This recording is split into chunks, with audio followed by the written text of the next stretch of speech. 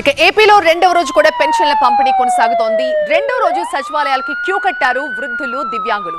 సచివాలయాల దగ్గర పెన్షన్ కోసం వేచి చూస్తున్నారు వృద్ధులంతా కూడా. మొత్తం 13,669 గ్రామ వార్డ్ సచివాలయాల్లో పెన్షన్ల పంపిణీ కార్యక్రమం జరుగుతోంది. ఎండ తీవ్రత దృష్ట్యా, వృద్ధుల ఇబ్బందుల దృష్ట్యా ఉదయం 7 గంటల నుంచే పెన్షన్ పంపిణీ మొదలైంది. దీంతో పొద్దున్నే సచివాలయాలకు క్యూ కట్టారు వృద్ధులు, దివ్యాంగులు. ఇక పెన్షన్ కోసం సచివాలయం దగ్గర క్యూ లైన్ లో ఇంకా చాలా మంది వేచి చూస్తూ ఉన్నారు.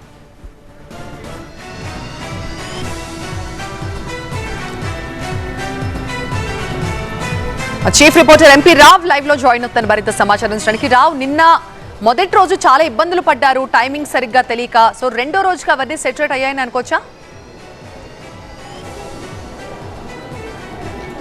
అంటే దాదాపుగా సెటరేట్ అయినట్లుగానే చూడవచ్చు. ఎందుకంటే అయినప్పటికీ కూడా ఇంకా వారికి సరైనటువంటి పెన్షన్దారులకు సరైనటువంటి సమాచారం లేక ఇంకా కష్టాలు పడుతున్నటువంటి పరిస్థితి. అయితే నిన్న జరిగినటువంటి పరిణామాలు కానీ, నిన్న జరిగినటువంటి 2-3 విషాదకరమైనటువంటి ఘటనలు కానీ దృష్టిలో పెంచుకుని ప్రభుత్వం ఈరోజు టైమింగ్స్ కూడా మార్చింది. ఎందుకంటే వృద్ధులు ఎండ తీవ్రత పెరిగిన తర్వాత, అంటే నిన్న ఇచ్చినటువంటి టైమింగ్స్ ప్రకారం అయితే 9 to 7 అని ఇచ్చారు. కానీ ఎండ తీవ్రత పెరిగి ఆ టైంలో వృద్ధులు ఇక్కడికి రావాలి, సచివాలయాలకు రావాలంటే కష్టంగా మారుతుంది. కాబట్టి ఈ రోజు నుంచి ఉదయం 7 గంటల నుంచి రాత్రి 7 గంటల వరకు కూడా పెన్షన్లు పంపిణీ చేసే విధంగా కూడా నిన్న రాష్ట్ర ప్రభుత్వం కలెక్టర్లకు ఆదేశాలు జారీ చేసింది. దాంట్లో భాగంగా ఈరోజు ఉదయం 7 గంటల నుంచే కూడా పెన్షన్ల పంపిణీ ప్రారంభమైంది. దీంతో కొద్దిగా ఫ్లోటింగ్ అయితే తగ్గుతుంది.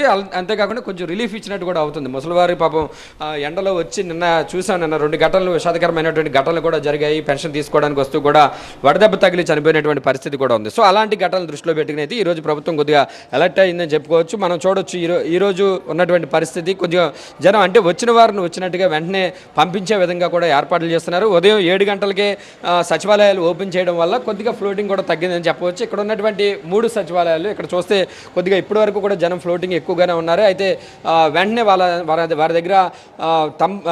వారి దగ్గర ఆధార్ ఐడెంటిఫికేషన్ తీసుకున్న తర్వాత వెంటనే వారికి నగదు పంపిణీ చేసి పంపించేస్తున్నారు. అసలు ఇక్కడ మాట్లాడుతాం ఏమేమి తీసుకుంటున్నారు. అయితే కొంతమంది అయితే సరైనటువంటి ఆధారాలు తీసుకురావడానికి ఆధార్ కార్డు కానీ లేదంటే ఇతర ఐడెంటిటీ ప్రూఫ్స్ కానీ తీసుకురావడంతో కొద్దిగా వృద్ధులు ఇబ్బంది పడుతున్నటువంటి పరిస్థితి. సార్ చెప్పండి, ఏమేమి అంటే ఇక్కడికి వచ్చేటటువంటి పెన్షన్దారులకు ఎలాంటి ఐడెంటిఫికేషన్ ప్రూఫ్లు చూస్తున్నారు? కొంతమంది ఆధార్ కార్డులు కూడా లేకుండా వస్తున్నారు. మరి వారందరికీ నగదు పంపిణీ చేస్తున్నారా, తిరిగి పంపించేస్తున్నారు? లేదు సార్, యాక్చువల్గా ఆధార్ కార్డు మ్యాక్సిమం తీసుకొస్తున్నారు.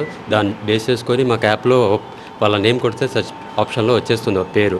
ఒకవేళ లేకపోయినా సరే మేము సెర్చ్ ఆప్షన్లో వాళ్ళకి డిస్ట్రిబ్యూట్ చేసేస్తున్నాము. అట్లాగే వాళ్ళకి ఫెసిలిటీస్ కూడా ఇక్కడే కల్పించినాము. మ్యాక్సిమం 50% క్లియర్ చేస్తాము. ఒకవేళ లెగలేని వాళ్ళు ఎవరైనా ఉంటే కూడా ఇళ్ళకెళ్ళి ఇచ్చేస్తున్నాం వాళ్ళకి. మ్యాక్సిమం ముసలి వాళ్ళు ఎవరైనా ఉంటే కనుక వాళ్ళకే ఇంటికి తీసుకెళ్ళి. అంటే ఇప్పుడే మేము చూసాము చాలా పెద్దవారు, ముసలివారు కూడా మహిళలు ఇక్కడికి వచ్చి చాలా పైకి ఎక్కడానికి కూడా చాలా ఇబ్బంది పడుతున్నటువంటి పరిస్థితి. అటువంటి వారికి ఏమైనా ఏర్పాటు చేస్తారు ఇంటికి తీసుకెళ్ళి ఇవ్వడం? యాక్చువల్గా మ్యాక్సిమము బెడ్ రిడెన్ వాళ్ళకి, ముసలి వాళ్ళకి ఒకవేళ మేమే ఇంటికి తీసుకెళ్ళి ఇస్తున్నాము. కొంతమంది ఏంటంటే ఇంకా వచ్చేస్తున్నారు. ఒకవేళ ఇంటికి వస్తున్నామన్నా సరే వాళ్ళే ఇక్కడికి వస్తున్నారు, అయినా సరే మేమే ఇంటికి వెళ్ళి ఇస్తున్నాం వాళ్ళకి. ఓకే. సో ఇది అయితే కొంతమందికి సరైనటువంటి సమాచారం లేక వృద్ధులకు కూడా ఇంటికి తీసుకెళ్ళి ఇస్తున్నామని చెప్తున్నారు. అమ్మ మీరు చెప్పండి, ఎక్కడి నుంచి వచ్చారు? పెన్షన్ మరి ప్రతి నెల ఇంటి దగ్గర తీసుకునేవారు కదా, ఈసారి ఇక్కడికి రావడం ఎలా ఉంది? ఇలా ఇక్కడికి వస్తున్నాము. 10 నెలలు ఇచ్చేవాళ్ళను, ఈ నెల ఇక్కడికి వచ్చాము. ఇబ్బందిగా ఉందా ఇక్కడికి వచ్చి తీసుకోవడం? తీసుకున్నాను. నేను. సో ఇది ఇంకొకరు మాట్లాడదాం. సార్ మీరు చెప్పండి, ఎక్కడి నుంచి వచ్చారు? అయ్యా పక్క నుంచి వచ్చాను సార్. ప్రతి నెల ఇంటికి తీసుకొచ్చేస్తున్నారు. ఈసారి మరి ఎందువల్ల బ్రేక్ అయిందో తెలియదు. అయినా ఇక్కడికి రాగానే ఇచ్చారు. ఇంటికి మేము పెద్దవాళ్ళం, రాలేము, కదలేము, చేయలేము. అయినా మరి బ్రతుదేవుల కోసం తప్పనిసరిగా వచ్చాం. రాగానే సహకరించి వారు ఇచ్చారు. అయ్యా అది ఎమ్మట ఇచ్చేసారు. అంటే ఇక్కడికి వచ్చి తీసుకోవడానికి ఏమైనా ఇబ్బంది పడ్డారా? లేదులేండి, మరి 1 నెల 2 నెలలు ఇబ్బంది పడాలిగా. గవర్నమెంట్ పెట్టింది కదా, మనం పెట్టింది కాదుగా. ఇంతవరకు ఇంటికి వచ్చి ఇచ్చేవాళ్ళు, మరి గవర్నమెంట్ రూల్ పెట్టింది. పర్లేదు, బాగానే ఇచ్చిస్తున్నారు.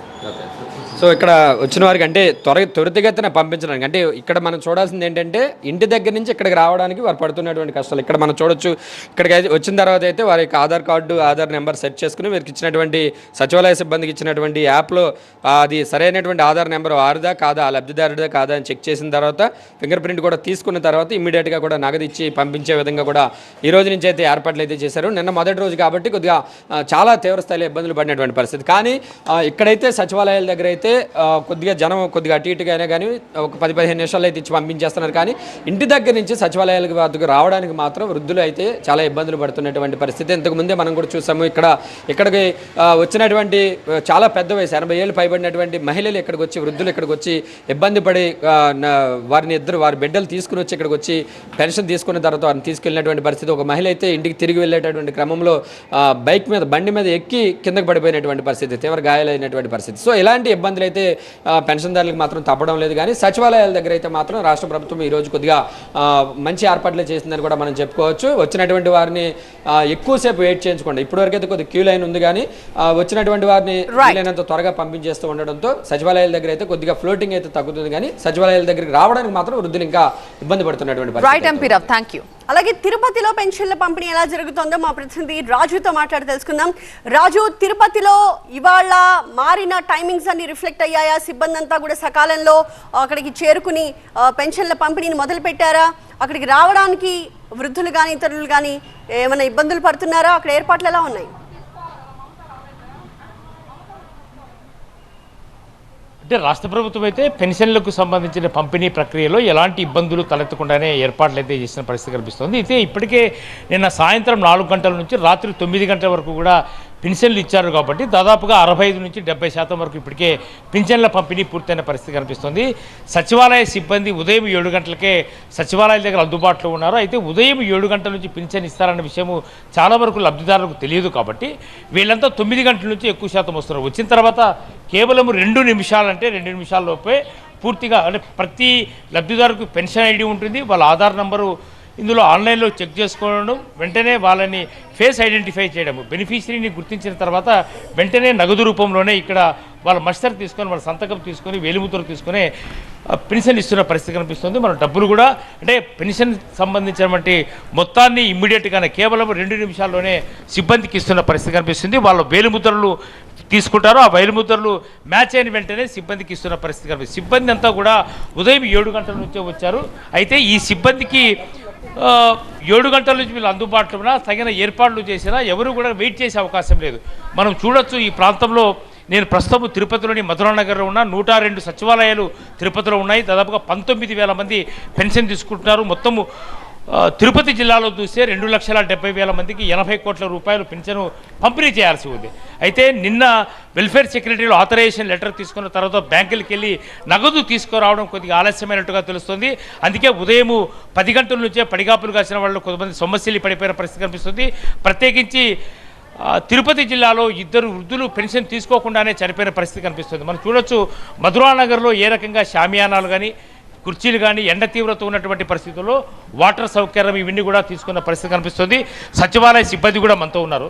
ఎంతసేపు పడుతుందండి సచివాలయ సిబ్బంది మీరు ఇస్తున్నారు కదా, పెన్షన్ ఏ టైం లోపల ఇస్తున్నారు, ఎంతసేపు టైం పడుతుంది, అసలు పెన్షనర్ని ఏ విధంగా ఐడెంటిఫై చేస్తారు? వెల్ఫేర్ 2 మినిట్స్ లోపల అయిపోతుంది సార్, ఎక్కువ టైం ఏం పట్టదు. వచ్చిన వాళ్ళని వచ్చినట్టుగా పంపిస్తున్నాము, క్రౌడ్ ఏం లేదు. అంటే మీరు ఉదయం నుంచి 7 గంటలకు అందుబాటులో ఉన్నారు. వాళ్ళు చాలా వరకు 7 గంటల నుంచి వచ్చారు, 9 నుంచి వచ్చారు? 9 నుంచే వచ్చారు సార్. మేమైతే వెయిట్ చేస్తాము, వచ్చారు.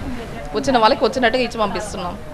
అంటే వాలంటీర్ లేకపోయినా ఏ రకమైన ఇబ్బంది లేకుండా పెన్షన్ లేదండి, ఇబ్బంది ఏం లేదండి, ఇచ్చి పంపిస్తున్నాం. అంటే ఒకటి, ఏ రకమైన ఇబ్బంది లేకుండా పెన్షన్ పంపిణీ అనేది సాఫీగా జరుగుతున్న పరిస్థితి కనిపిస్తుంది. ఇప్పటి వరకు కూడా 70% వరకు కూడా పెన్షన్ పొందిన వాళ్ళు కేవలం 30% మంది ఉన్నారు. అయితే ఆ 30%లో కొద్దిమంది నడక మార్గంలో నడిచి రాలేని పరిస్థితుల్లో వాళ్ళ ఇళ్లకే వెళ్ళి సిబ్బంది పెన్షన్ ఇచ్చేందుకు కూడా ఏర్పాటు చేస్తున్న పరిస్థితి తిరుపతి జిల్లాలో కనిపిస్తుంది. Right, thank you Raju. So మొదటి రోజు అనుభవాన్ని దృష్టిలో పెట్టుకుని 2వ రోజు ప్రభుత్వం మరిన్ని జాగ్రత్తలు తీసుకుందని మనం చెప్పుకోవచ్చు. అలాగే వృద్ధులు ఎలాంటి ఇబ్బందులు పడకుండా అక్కడ షామియానాలు, కుర్చీలు, మంచినీటి సౌకర్యాలను కూడా ఏర్పాటు చేశారు.